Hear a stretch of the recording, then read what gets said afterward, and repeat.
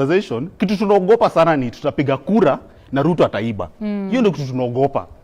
Hakuna mtu yote hapa anasema ati kura za MCA wake zitaibiwa. Hakuna mtu yote hapa anasema kura za MP wake zitaibiwa. Kila mtu anaogopa tutapiga kura for president na Ruto ataiba hizo kura na yeye atajitangaza president. So to beat that, all we have to do is a 2007 reenactment. We have to make his attempt to rig an election so shameful and embarrassing because of how many votes we have voted for our candidate that the whole world will see he has clearly rigged an election. That is how 2007 was done.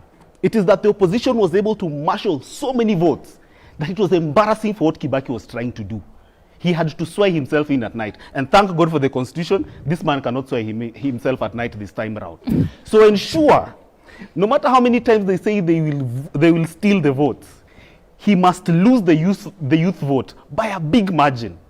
And he lost that in June 25th of last year. Number two, and I know this will sound controversial, he must lose the Kikuyu vote thoroughly because these people voted for him more than 50%. And the Kikuyu community and the youth must recruit more into those numbers. And number three, he must lose the church. Our watu wa kuomba, he must lose those people. And that's why he keeps hosting them at State House. He must lose the church and he must lose them big time because the church must see him for the liar and the murderer that he is. Okay? So whatever he said is true. And if I was to place a bet who will win the 2027 elections, I think most of my money I'll place on Ruto. Because he has everything. He has Murkomen to defend him after he loots. He has DIG Lagat, whom he saved the job. He has the IEBC. And in most of our elections, what determines the win of the election is the referee, not the electorate. So long as you can buy the referee, you're good.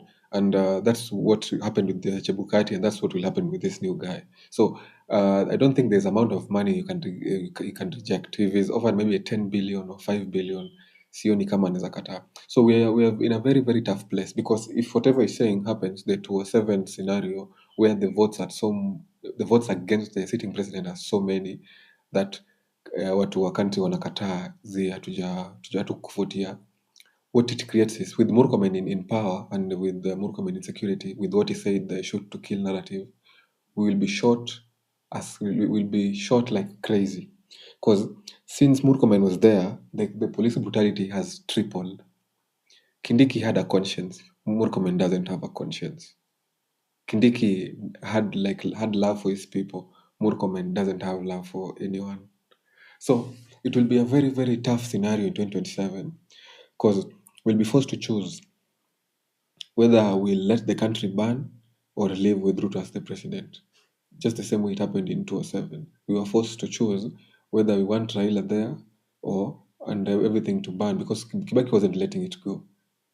With people like Martha Karua, Kibaki wasn't letting it go. And now with Ruto having people like Murkomen in the interior security, Murkomen is someone that since Ruto is his friend, he'll be willing to shoot everyone in the country just to save his friend. So I think that's the reason why at times it's just better to have technocrats rather than having your friends and your politicians in some of these cabinet seats. And I think Ruto's biggest fear, if in case someone like Maraga wins, what happens to Ruto? That becomes a bigger question. If you're Ruto, what will you do? Will you allow someone like Maraga to win? Because if someone like Maraga wins, it's obvious. Many people are going to jail because they know whatever they're doing. They know what Oscar Sudi is doing in government. How did he become a billionaire? They know what Farouk is doing in government. Otherwise, how did he become a billionaire? They know even people like Mbadi, the ODM experts. I know currently they are billionaires. People like Kupi Wandai currently are billionaires. So anyone that gets into those positions of power, especially the cabinet part, you loot so much that you're fearful that the next government will expose you. You're seeing what they're doing to Uhuru right now. Some of the projects that Uhuru stole from, they're now exposing them, like the superhighway thing, where he gave the contract to his family, and KRA just recently exposed him. So what have Ruto's government been doing?